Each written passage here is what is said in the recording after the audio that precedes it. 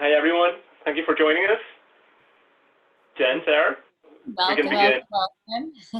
Welcome to our humble abode. Welcome to our homes, as we are all probably tuning in from our homes today. We are excited to be conducting our first of an ongoing webinar series. This is the inaugural webinar, and we're entitling this Delight in the New Normal. So I'm Sarah. I am the president and owner of Twin Heart Foods, and today we'll be telling you a little bit about our star product, Crema Lusso. And I am the CEO and co-owner as well. My name is Jennifer. Crema Lusso is our star product. It's the first product to hit the marketplace. And this is the essential culinary tool for discerning chefs who want to create from scratch luxury frozen desserts, hot and cold beverages, novelty items, all with this one shelf-stable liquid mix. And what we aim to do is to empower the creator chef, be it a home chef or be it a professional chef, everyone across the board to be able to use smart culinary creativity in the kitchen and to just take risks and be ultra creative and perhaps even learn a new skill here and there. So we have together with us today Roberto Ramos. He is the founder and CEO of Atelier, and he is joining us as co-host. We're very honored to have Roberto with us today. Yeah. Atelier builds brands and helps to guide them through their creative journey. So we welcome you, Roberto, and the floor is yours. Thank you. Thank you so much for joining us, everyone. And it's my pleasure, my honor to be here with Jen and Sarah, great client partners in this journey of really unlocking the beauty, the magic, the performance of the product. What we wanted to do today is share with you a presentation, some of the observations that we're making regarding all these big changes that are taking place. Obviously, it's a serious condition what's taking place with COVID-19, but amidst all of this, I think the only silver lining that we're seeing is really just this whole return to values, to things that matter, and really the place, the important place of food, of desserts in terms of the collective imagination. So hence this idea of delight. How do we give people delight, a bit of escapism, a bit of magic, now and then going forward in what this new normal will be as we start to reopen, as the home continues to play a critical role in giving us safety and warmth. So in terms of this presentation, that is, what we'll be sharing. It's a trend forecast, and the goal for this is for you to just look at some of this content and think about how it can apply to you, how it can apply to your business. And of course, we invite you to reach out to us as a team and see what we can do together to deliver delight in this new normal. So as I mentioned at the beginning, COVID-19 has really hit the brakes in most of our everyday lives. The routines, the day-to-day, even the monotonous elements of life that we dearly miss right now, even rush hour traffic and things of that nature. And we're still seeing ripple effects that are yet fully to be known. So again, in this presentation, what we're calling forward state, this idea of how do we move forward, we're going to highlight what change looks like, at least from the purview of right now, overall, in terms of the society, in terms of consumers. We'll go specifically into the food industry and how this will breed a new sense of deeper collaboration, because we have to be much more ingenious, we have to be more resourceful. They say scarcity is the mother of invention, so we think coming from this will be a lot more innovative. We're all feeling this need to be more creative and innovative in our own lives at home. I have a family here with 2 toddlers, and at a given point you might hear them, so they're part of the presentation as well. But being creative, being multitaskers, shapeshifters as well. So from all of this, in essence, what we're seeing a reset that will take place, and we like to see the positive side of this. Is there an opportunity to do better, to be more engaging, to be more real, to be more authentic? So that's really the point of departure for us. So in terms of the table of contents, what we'll go over is the state of the world, this big picture assessment of what we're seeing. And then 6 shifts, 6 stories, 6 observations in terms of how we see society, culture, commerce, and specifically our industry in the food services category and the desserts category impacted. The first is something we're calling back to the core. Whenever there's chaos, whenever there's anxiety, uncertainty, we like to go back to that which makes us comfortable. So this idea of going back to the basics.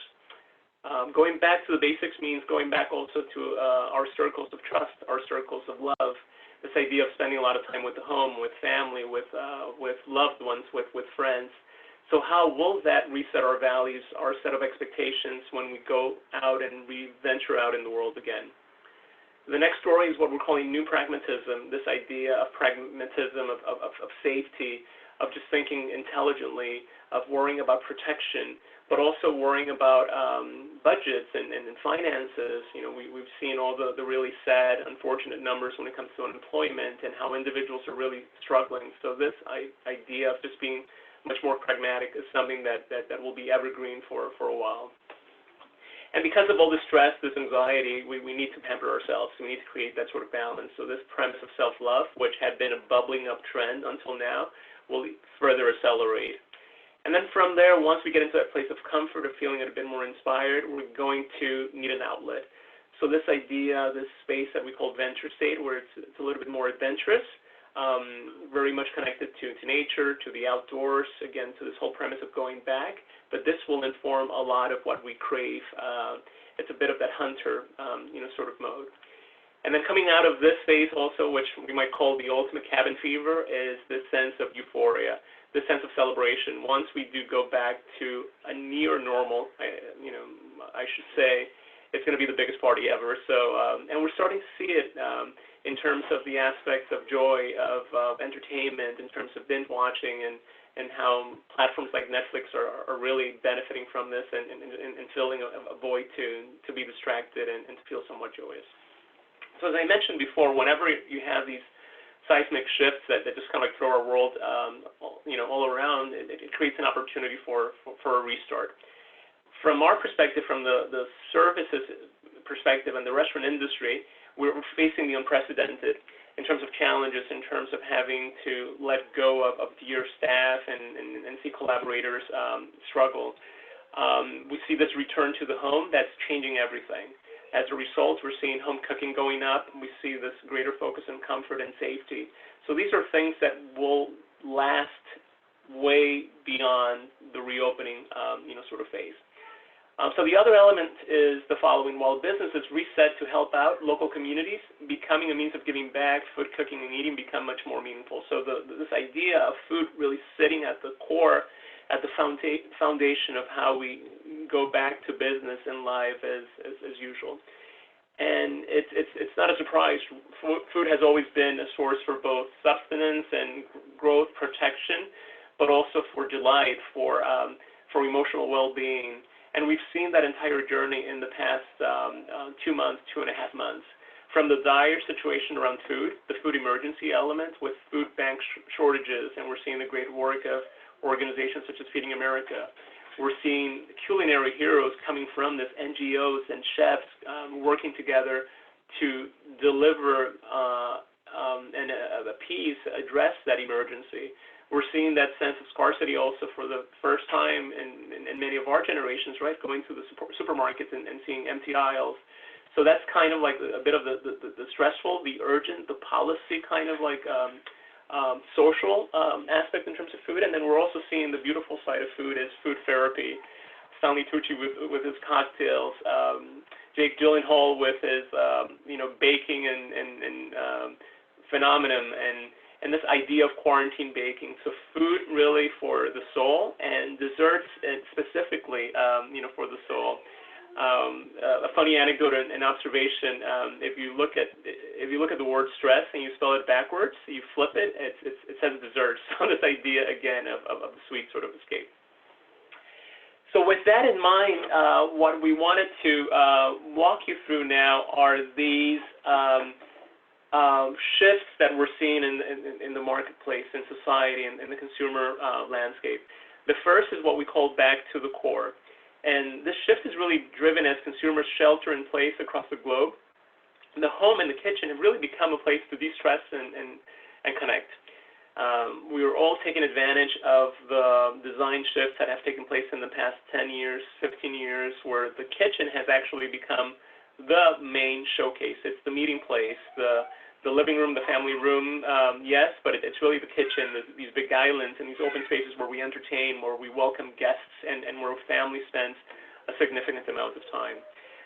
So we see this now coupled with this digital need to be connected. So we see this in the rise of Zoom gatherings, family recipes passed back and forth via social media, and this whole return to slow cooking and comfort food.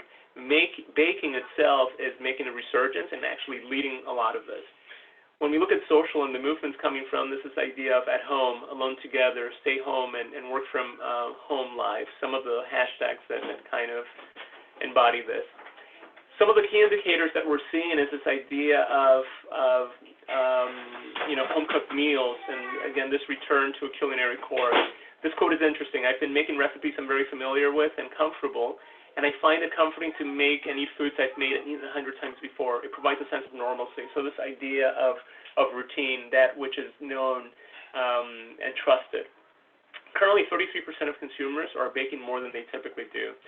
And of course, over half, close to 0.5% of the population are increasing their grocery, shoppings. How we're seeing this? We're seeing this in the emergence and the popularity of tools and apps and services like Rooted, where you can bring an indoor, create your own indoor green oasis. We're looking at brands like Piecework creating elegant, relaxing puzzles, again, just to make much more better meditative time of that time spent at home. Zoom really becoming a platform of just connectivity across industries and interests, but including home-related stuff. It's no longer the domain of business conference calls, but again, this way of connecting and getting together as we are doing right now. And really, but across the board, home brands capitalizing with comfort food tips, this idea of comfort and food being at the sweet spot. And that's an area, obviously, that is very close to our hearts and a precious responsibility that we take seriously in terms of bringing that into life. I have to say, I mean, we know that at Crema Lusso, we've always really tried to be a high-touch brand, and we've always, service comes, ahead of the rest. But the interesting thing is, with this current climate, we have really been kind of pushed to kind of step into that place where we really thrive and where we really do want to be. We want to be that brand that supports our chefs and is accessible, and so and this is, I think, the beginning of that with this webinar series, where we're offering not only insights and, amazing data and, research, but also being able to kind of give, recipe ideas and give that support that people feel like they're really lacking right now when they're not having that social contact. Mm-hmm. So. Absolutely. I think that the idea of the high touch and brands thinking, as leaders, as leading a circle of trust, showing the behind the scenes, being honest, being genuine, the hunger, the appetite for how things get made, ingredients, transparency. These you'll see through the course of this presentation, that guiding principles for us as well. Mm-hmm. So when we think of going back to the core for culinary, it's this focus on nature, natural remedies. So consumers looking for new health solutions as they return to the core. We see this with brands like Hilma offering natural immune remedies backed by science. So that greater interplay between natural, but also since we're thinking safety first, also bringing in a little bit more of the science. So that will be a change. That interplay between high tech and the art, high tech and high touch, will be key. And that's obviously Crema Lusso is something that we think about deeply in terms of shelf stability, in terms of the focus on safety. The idea of community books, consumers looking for ways to connect, this idea of a community book returning. So watch for new ways of sharing going forward. This sharing economy will become a lot more generous, a lot more personality driven, a little bit more human, and a little bit more old school, a little bit more direct from that angle as well. And again, coming from all of the time that we're spending in the kitchen, what we're seeing as the superstar is really this whole great baking revival. At the end of March, the hashtag Stress Baking had over 26,000 posts on Instagram, while Quarantine Baking had nearly 12,000. So there's something about baking that people love. It's accessible, it's fun, and then there's a beautiful, delicious payoff at the end, hopefully, right? Speaking Yeah. of deliciousness. Hopefully. Or an epic fail. I mean, these baking blunders that you're seeing on social, you know, I mean, I think people are taking this moment to just really kind of even laugh at themselves, you know. I mean, humor has always been, I think, a remedy for insecurity, for, you know, crisis. And this particular recipe, the lemon curd clotted cream scones, which is one of our newer creations, is one that you can have a lot of fun with messing up on. And this is really neat because this is the Crema Lusso product, you know, just one, you know, carton of this beautiful liquid mix, prepared 3 different ways, and, you know, you combine it all together and you come up with this gorgeous, fun, messy, dessert. Nostalgic, yeah. Beautiful, elegant, tasty. Yeah. Fun. So we're gonna take over this little section, and we're just gonna ask you to ponder for a moment these questions. And obviously, if you have insights to share, there will be a question and answer segment at the end. But of course, we always encourage you, if we don't get around to exchanging ideas, that you're always welcome to email us. And we would love to engage with you and interact. Mm-hmm. So what is your brand's superpower? And how can you deliver trust and guidance during these changing times? Yeah. How are you tapping into the loyalty of your consumer base? Are you engaging them even while interaction is difficult? For example, through recipe sharing, or you know, we're getting ready to initiate some live demos through Zoom, being able to still interact with existing or potential customers, whether we're able to meet them on site or not. What's your great baking innovation? And how are you showcasing it? Quarantine baking, love it.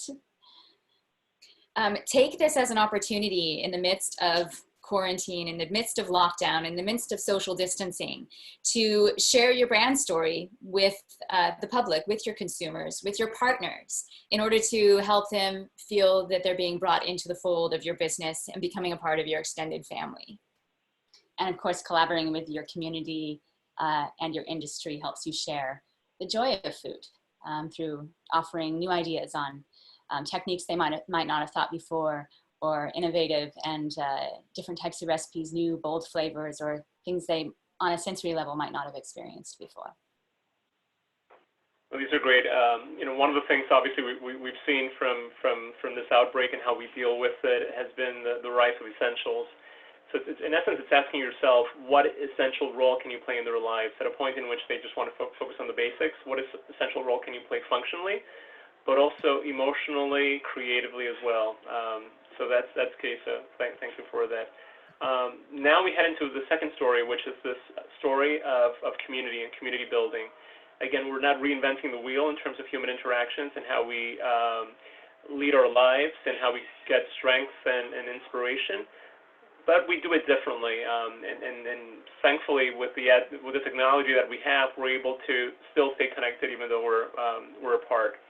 So some of the key indicators when we talk about this new form of community building, look at virtual dating, for instance. Quarantine Together has really emerged as the new dating platform amidst the lockdown. Facebook launches Messenger Rooms with 700 million people now making calls on FB Messenger and WhatsApp daily. A lot of activity in terms of cooking, in terms of culinary, in terms of fun, very much a rise in terms of dedicated communities of fans, etc. So this is something to think about as well. How do you use technology to connect during these times as well? Zoom video conferencing, of course, rocketing from 10 million to 300 million today. So what's driving all of this is really communities coming together during the slow return to new normal. So we expect to see carless streets, new bike sharing programs, and an updated expression of urban planning. So coming from all of this, obviously, a lot more time at home, a lot more thinking regarding things that make us feel comfy, make us feel loved. So that's something that we'll carry with us even as we go outside the home. In terms of settings and living settings, rural towns will see an influx as urbanites relocate, while celebrating global communities virtually will replace previous wanderlust as travel remains restricted. So as we go back and spend more time in the country and spend more time in green, appreciation for ingredients, appreciation for this idea of slow living will continue to rise. But with the security, with the safety that that technology brings. So this idea of virtual communities, urban replanning, Carla's future, and digital dining. And so how are we seeing this? Bike programs, bike sharing programs continuing to gain cachet. Personalization returns with playful touches. Think blue bottles, coffee personality quiz. So these things that allow you to tap into technology, to play with technology, and have technology provide safety and ease of use for you. But there's a quirky element, there's personality behind it. There's a sense of it gets me, they get me. So that's key as well. Dating apps, as we mentioned, could redefine quarantine youth, and really sharing expands into new marketplaces as well. We're talking about sharing recipes and these types of things, subscriptions, etc. So in terms of some of the brands that are bringing this to life, we see the premise of digital dining. House of Waris hosting digital dinners on IGTV, sharing plant-based recipes. We see the continued popularity of subscription services, but specifically culinary subscription services, whether it be Wink with their wine subscription. And the idea of everything retro making a deeper sort of comeback, comfort recipes that feel retro. So this has implications in terms of the recipes, in terms of the look and feel, in terms of packaging, in terms of the language that we use, in terms of this idea of accessibility. But having said this, we still crave a bit of novelty. This whole Instagram generation really feeds on novelty. So retro with a touch of newness, with a touch of exotic flavors, with a touch of wellness. So it's not just recreating the recipe from back then. So speaking of recipes, I think we've got an amazing, delicious one here, all about being ingenious.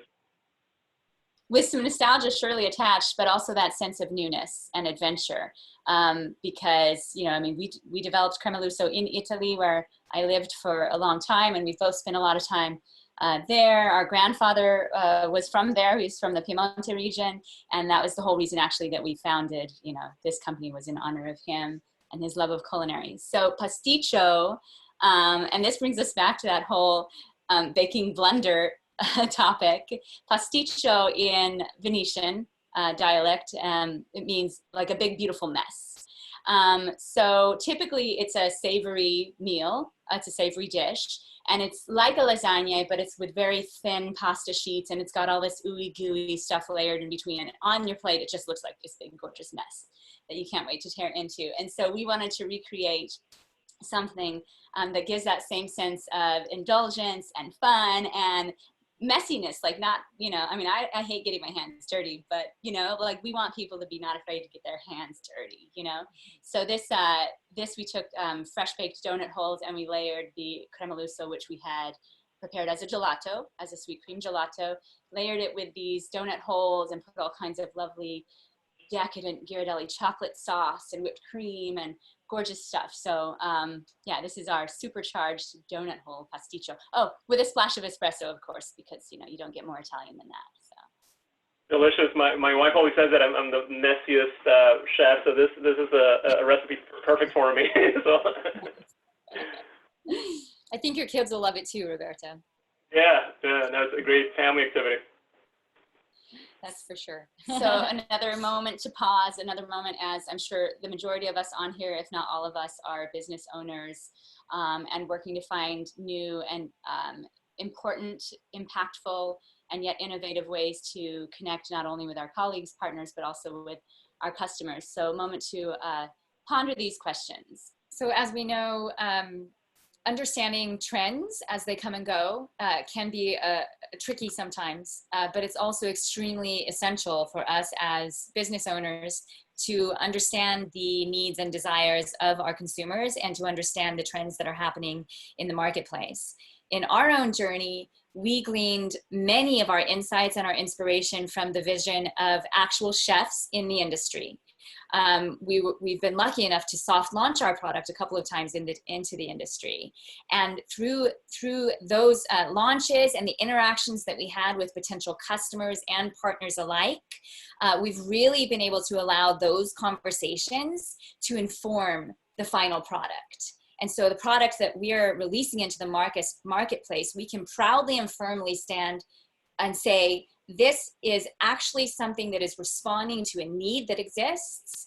It's actually filling a gap in the industry. And so we're responding to that need, and we're also at the same time empowering the chef to use his creative process to, the world is your oyster in the kitchen. And to continually be a part of that conversation.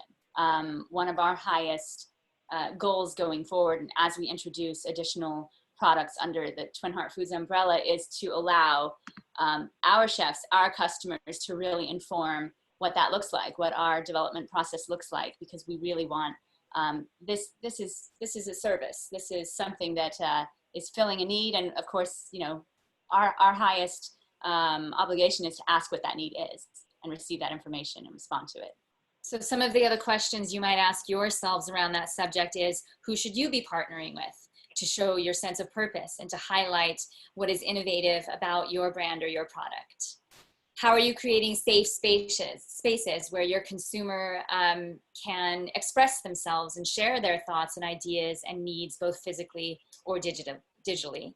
And how are you contributing to creating a positive impact for both your customers as well as your, the manufacturers of your products, the people in your factories, your employees, your staff, your partners and colleagues? No, great. I think what these questions also get to is this premise of empathy, of how well do you listen.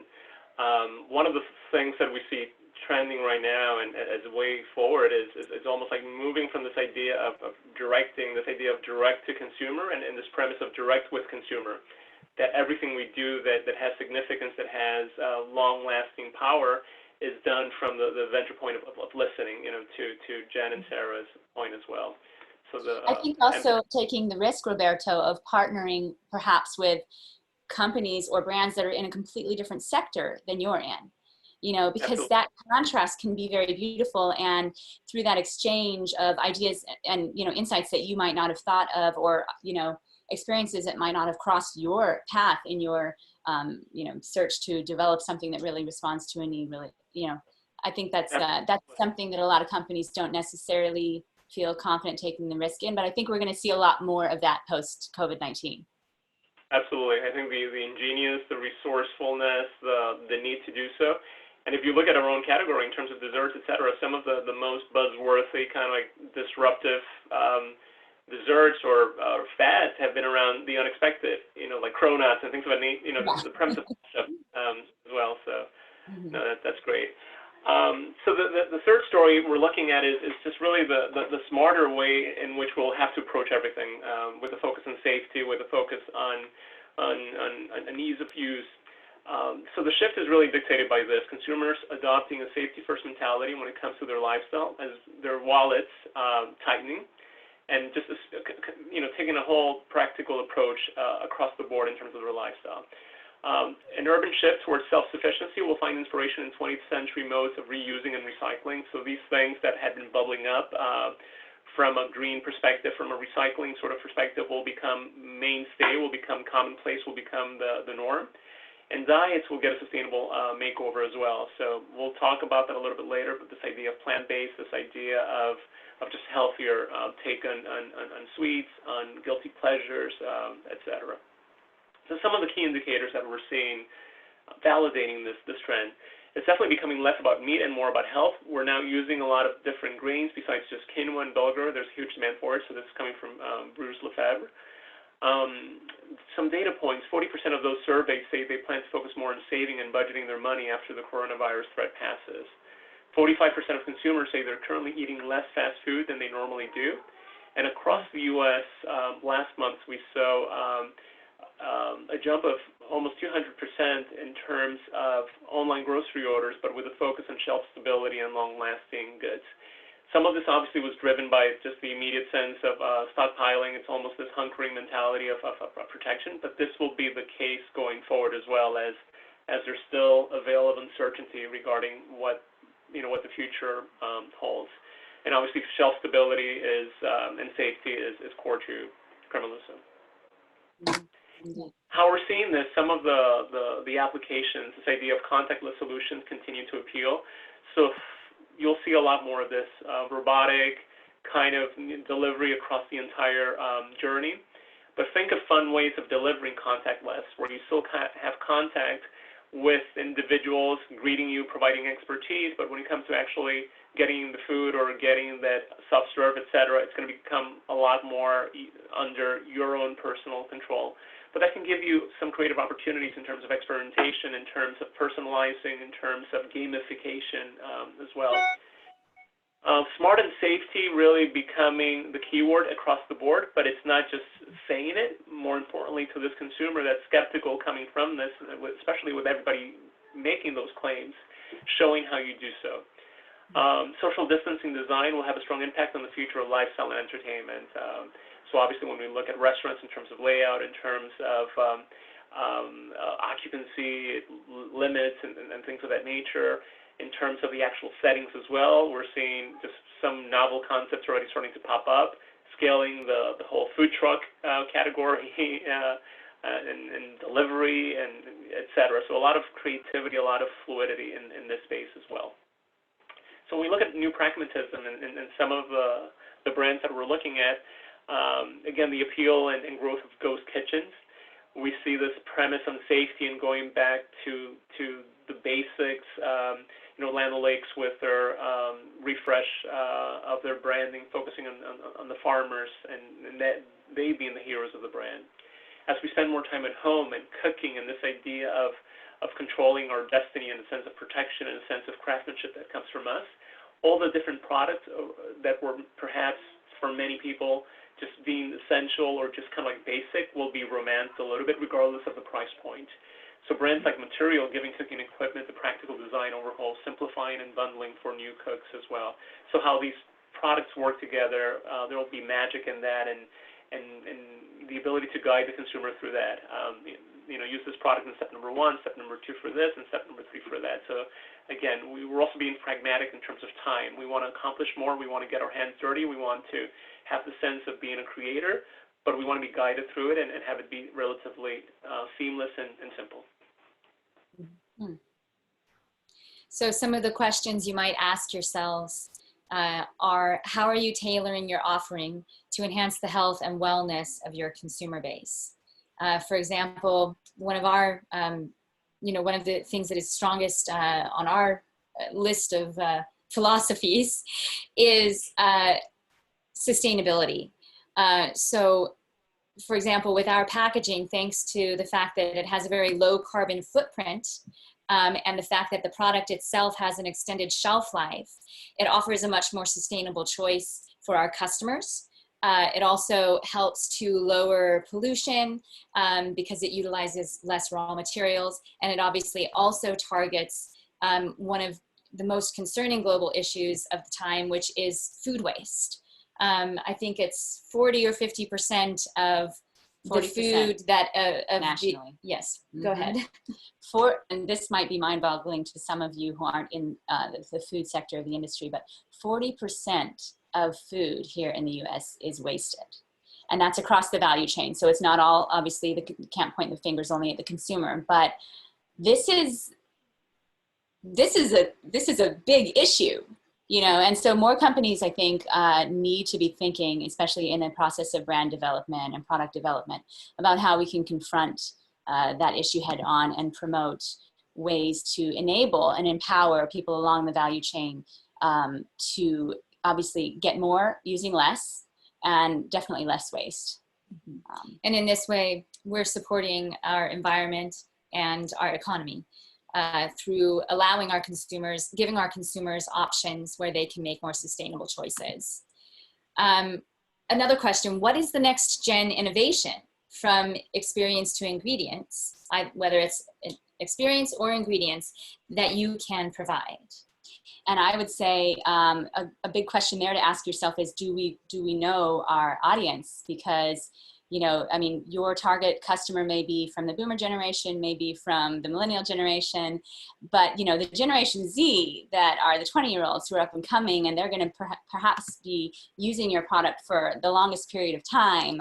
We need to take them into account. And what Generation Z is all about is this whole contactless solutions trend. You know, they want to be served, they want to be valued, they want to be heard and seen, but they don't want to be touched. They want everything to be as convenient as possible. So how can we offer contactless solutions, yet still without ultra personalization that they also require?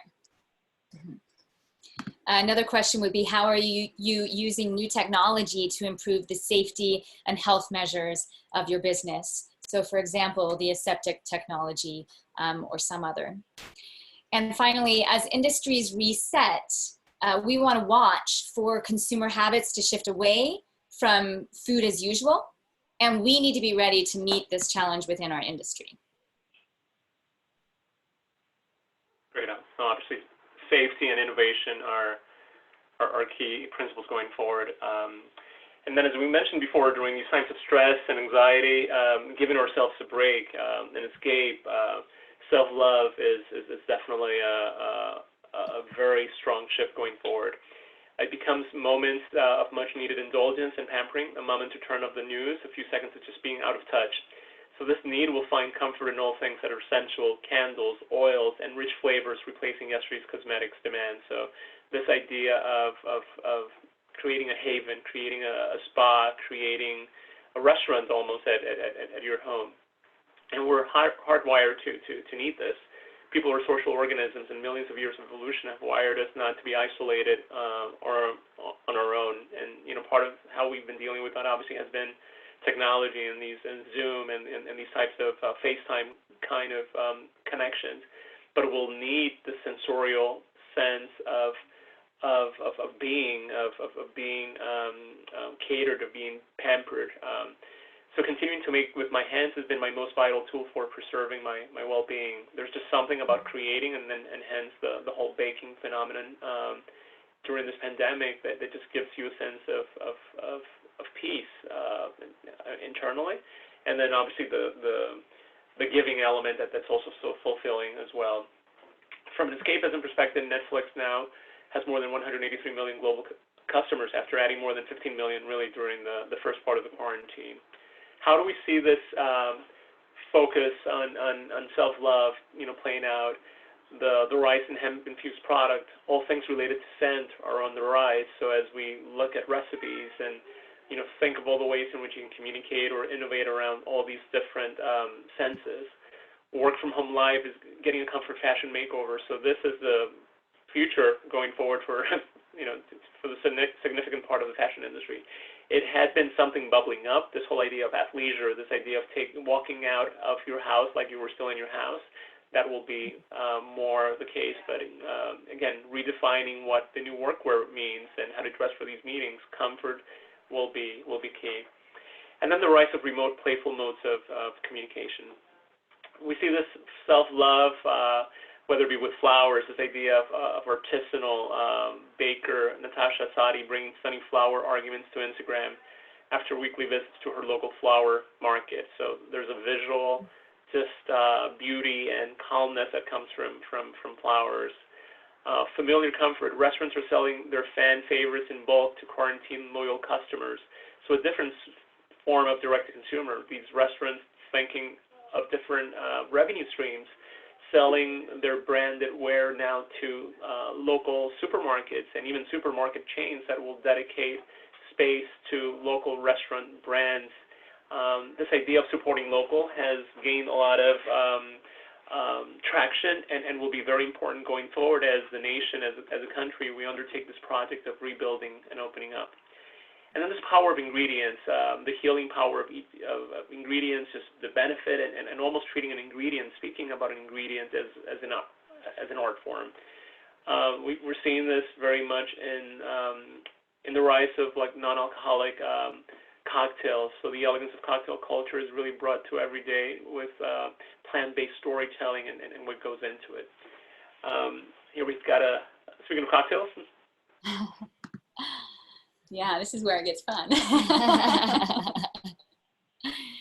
Yeah, everyone's making cocktails right now, so why not amp it up and add some gelato to it? So this is a Bangkok cocktail. All right. Yeah, what's that? So this is Bangkok Bucha, and this is a little twist on adding some of the trendy items you find on the shelf as well. So this is actually sweet cream gelato layered with some exotic nectars, as well as a dash of ginger kombucha. And then it's topped with fresh living basil, candied ginger, and candied papaya. And of course, you forgot the most important part, the Grand Marnier. Oh, yes. The kick. This looks delicious and very Instagram friendly, right? Absolutely. Well, and Roberto, right now, when, you know, travel is restricted, like you were talking about, I mean, people want to find a way to get out of the house without having to get out of the house or break too many rules in the process. So basically, we're inviting you to escape to your kitchen. Yeah. And have a bit of an island experience. Yes. So some questions you might ask yourself. In the wake of social distancing, how can your brand deliver delight? How can your brand continue to deliver delight? Because I think we all, you know, we're in this industry, and we're a brand, and we have products because we're wanting to deliver something special to the consumer marketplace. So in the wake of this lockdown, how can you continue to bring that delight into your customers' homes and kitchens and so on? And or as some risky, you know, restaurants, as we saw Roberto in Amsterdam have done, talk about innovation.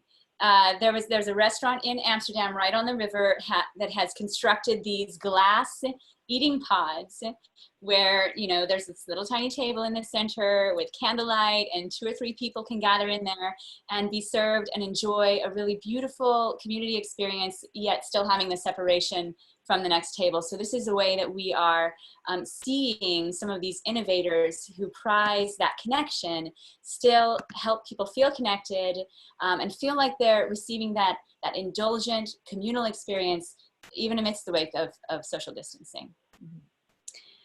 What new wellness partners can you collaborate with? That's an interesting question. And again, within your sector or outside of your sector, it opens up a new opportunity for you to, if you're collaborating with someone who's in a different sector, to access a consumer base that maybe you would never have rubbed shoulders with before. And also to give your partner the opportunity to also, you know, you're working together to mutually grow each other's businesses, to mutually elevate each other's products and contributions to the marketplace.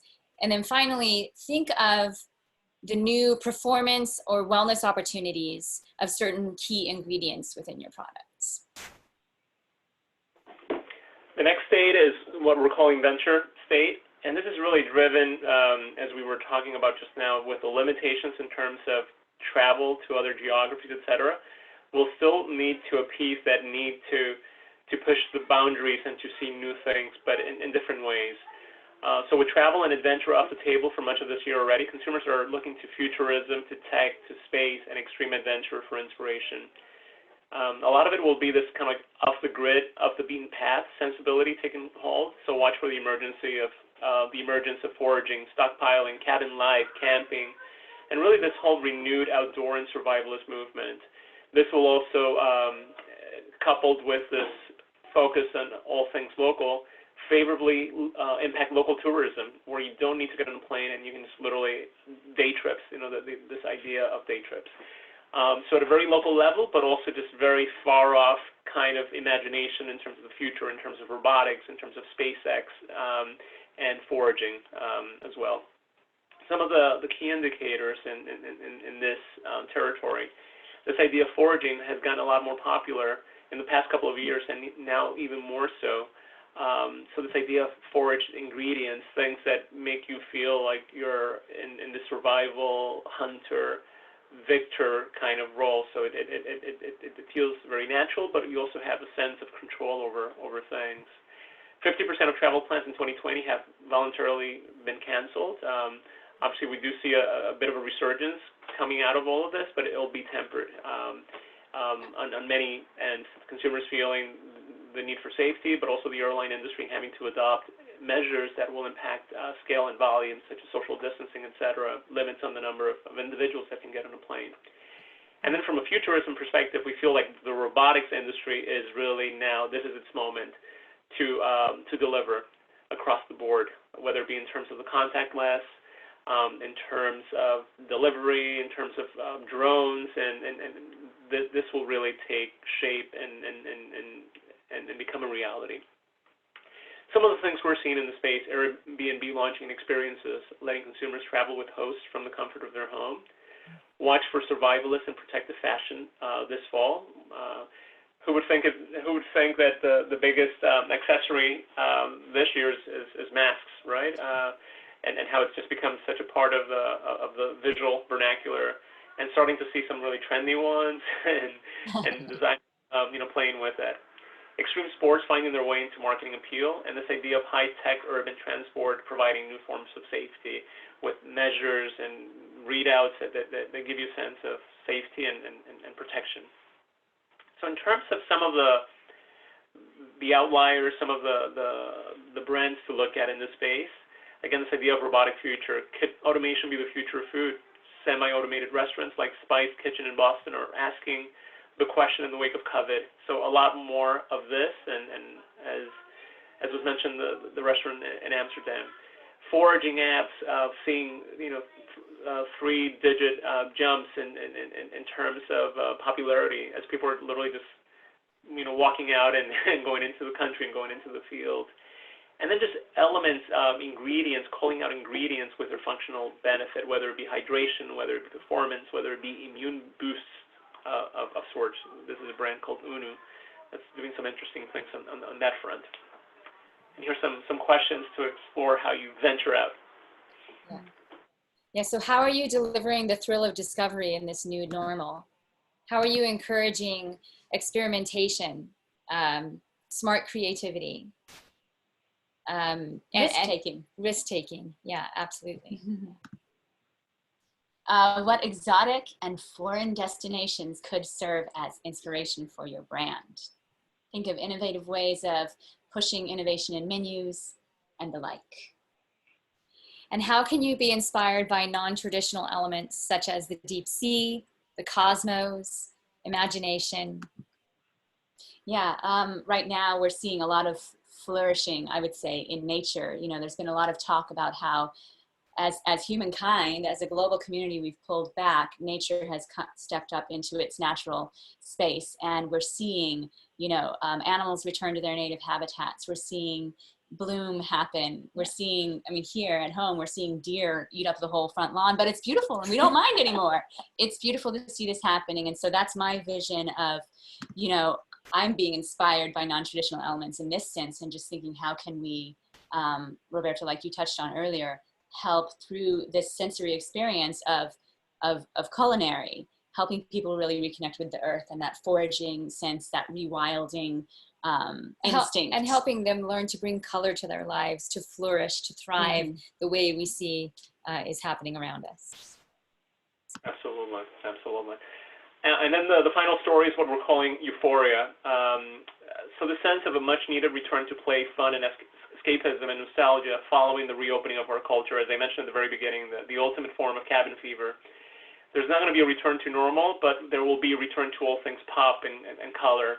So this idea of memes, of spoofs, and a sense of Gen Z humor will dominate the landscape as the year unfolds. So this idea of irreverence, of we're in this together, but kind of like finding levity in all of that. From this whole ingenious kind of like having to, this makeshift threadbare kind of moment where you've had to improvise, there's going to be a lot of unexpected stuff, a lot of infusions, a lot of things that maybe we didn't think went together, but we'll have discovered that they play up beautifully together. So new flavors, new sorts of combinations. So when we think of Euphoria, it's just like extreme, it's maximalist. We talk about we're starting to see it from a design perspective, the rise of the Baroque. The Art Deco is being talked about as a visual movement that's going to make a big comeback as well. That whole campy sort of component also. speaking of just kind of like crazy, Netflix, Tiger King being watched in 10 days by almost 35 million unique viewers, and that since has grown. So this hunger for things to just feel bizarrely strange, funny, dark, etc., just a mashup of it all. Of course, U.S. alcoholic beverages have risen 55%, so that's not surprising. And this idea of cocktail culture uptrending again.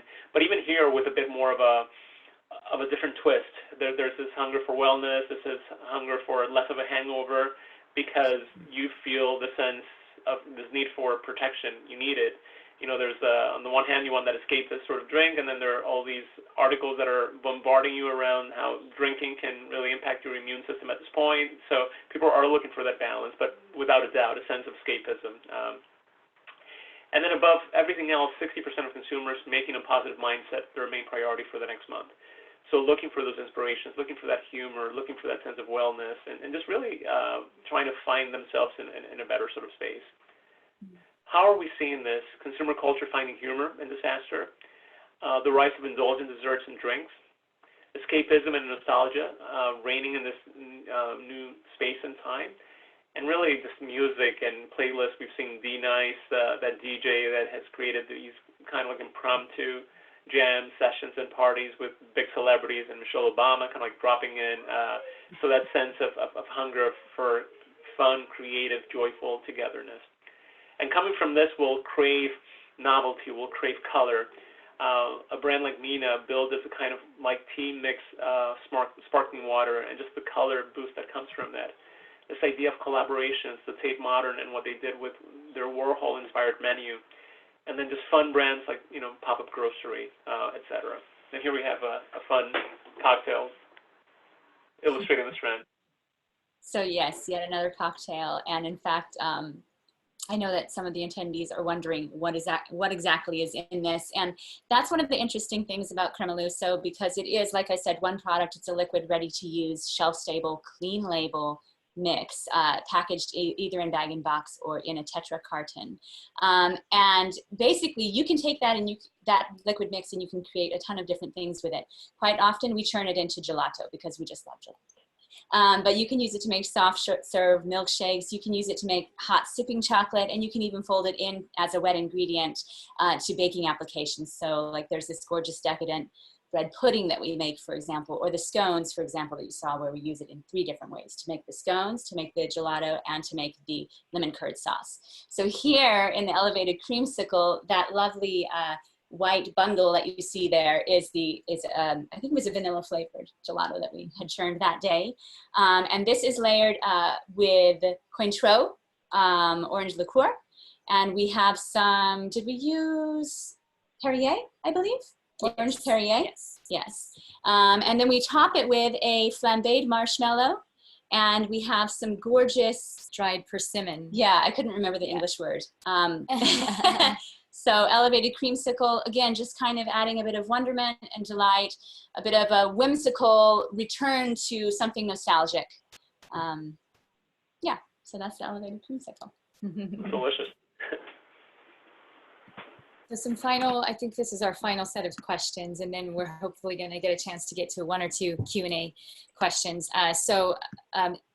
First of all, think of your brand and culinary experience as an entertainment platform. And how can you express yourself uniquely from this platform for your customers and for the public? How are you delivering fun? What can you do differently in this moment than, if you're a food service brand, for example, it can get pretty technical, sad and technical and boring. How can you amp it up? How can you elevate it and deliver fun? And as cooking returns to the home front, how can you make sure that you're creating tie-ins to the mainstream creative culture? And so I'll take the last one. How can you bring the entertainment factor into or back into your product, process, or restaurant? So again, like Jen said, how can we really engage? How can we interact? Obviously, we're all here to be successful in business, to sell whatever it is that we're creating, to engage with the customer or the consumer. but how can we make them feel valued, make them feel seen, and make them feel involved? And bring delight. And bring delight, which is the most important part.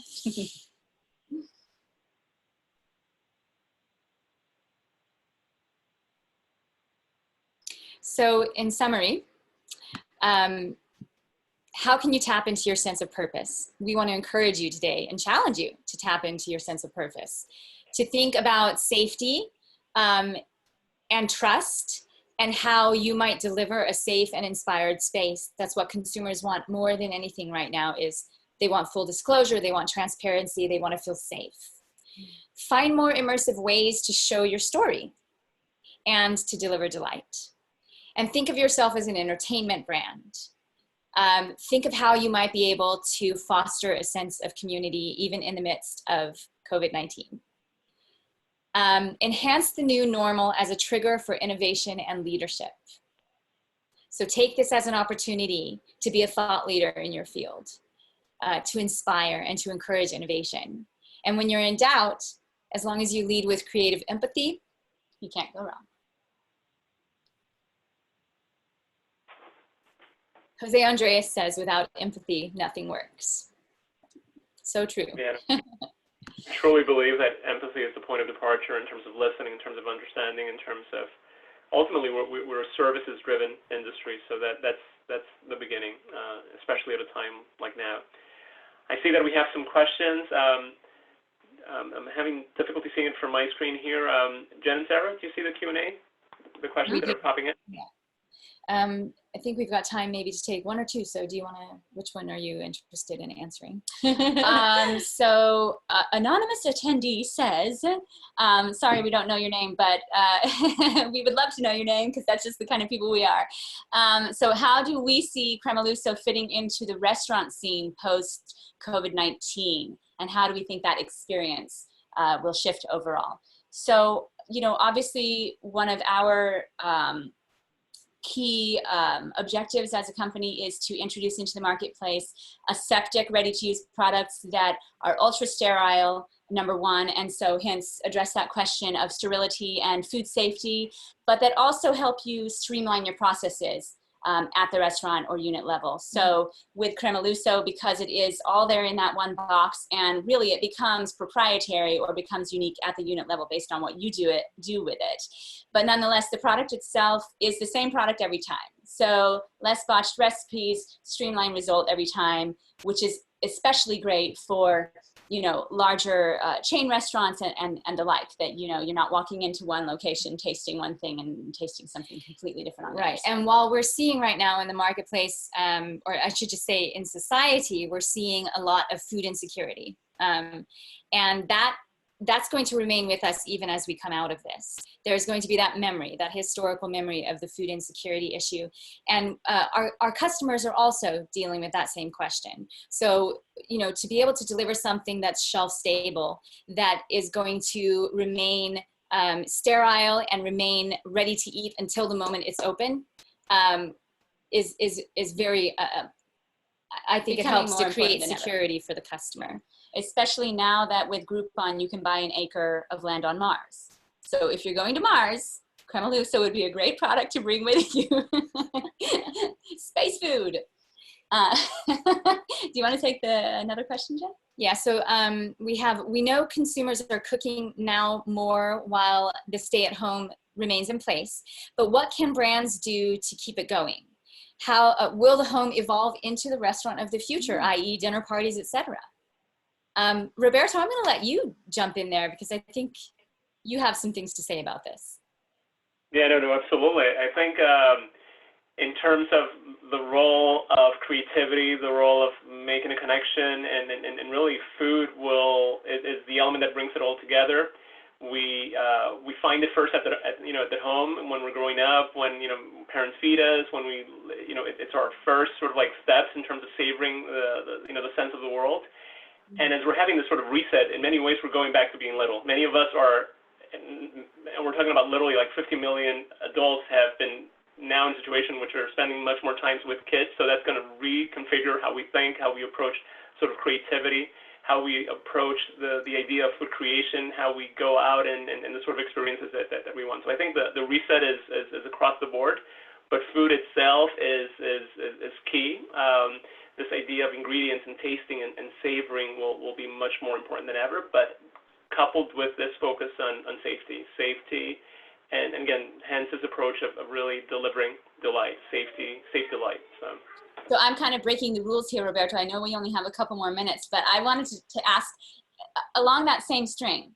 So I would presume that a restaurant owner's biggest fear, in a sense, is that the home could become the restaurant of the future. You know, so how would you suggest that a restaurant owner find ways to interact with those home chefs and penetrate that sphere where what's happening around the dinner table, you're still involved in that, you're still a part of that? Absolutely.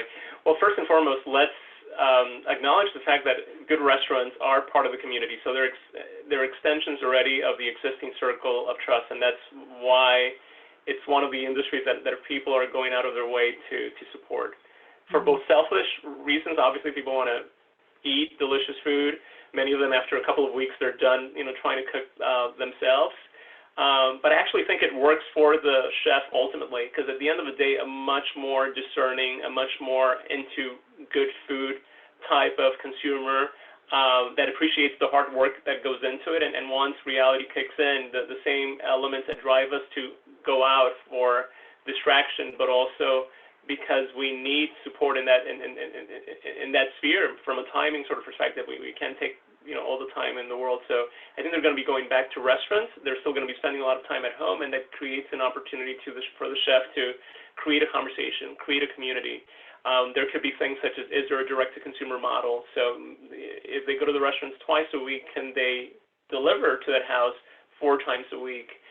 Are there new recipes that are done in conjunction with the feedback from consumers, but you can taste during a specific period of time only at the restaurant? So we can take lessons and cues from other industries regarding how to do that and how to kind of cultivate, take advantage of that relationship, that point of trust, have a bit more of a role within the home, how we inspire them, again, whether it be subscription, whether it be content, whether it be that direct-to-consumer or direct-with-consumer sort of relationship.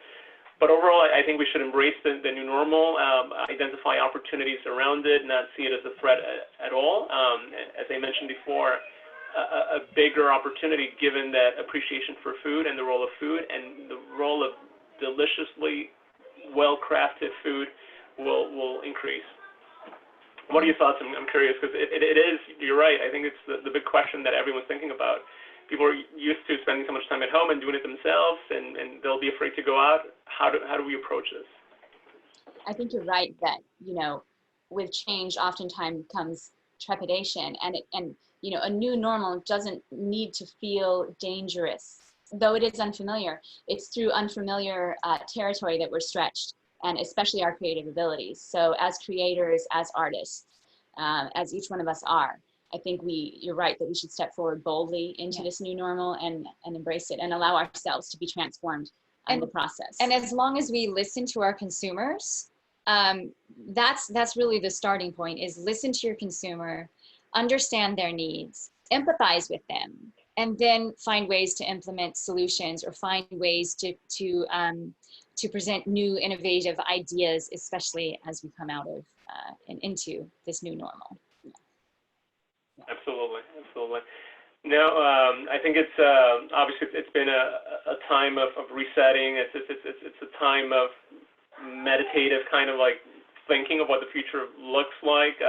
For many people, it's kind of like going back to those values and the core and really finding a sense of meaningfulness and purpose going forward. But the exciting part of all of this is it's that sense of innovation, creativity, rethinking things. So I'm personally excited around what's to come from that angle. Of course, cautiously optimistic that everything will turn out for the better in terms of safety and this gradual return to what hopefully will be a new normal, and will support our scientists and nurses and doctors to do their thing so we can focus on what we do best, which is kind of like that emotional side of things, but with a layer of safety. I think the other element coming from all of this is this whole idea of, regardless what industry you're in, if you're serving people, to a large degree, you need to think as a wellness wellness brand. And thankfully for us, and I know, and kudos to the two of you for thinking in advance with this whole focus on safety and shelf stability and aseptic offer to the market. Well, thank you. Thank you, Roberto, for sharing your amazing insights. And just was such an honor to co-host this webinar with you. Again, the first in a series of hopefully dynamic and exciting and innovative webinars. Some will be more technical in nature. I think there might be a lot of questions, for example, around aseptics, and we would love to do a webinar where we can include you all on how the more technical side of what we're attempting to achieve here works. But in the meantime, just, you know, foster delight. And right? please, if we didn't get to answer one of your questions, or if you have questions that you didn't post, please feel free to reach out to us. Roberto is going to post a page with our website address and email addresses. Please share your thoughts, questions, ideas. We want this to be a dialogue, and we look forward to hearing from you. Great. Thank you, everyone. We'll be in touch. Take care, everyone. Stay safe out there. Thank you.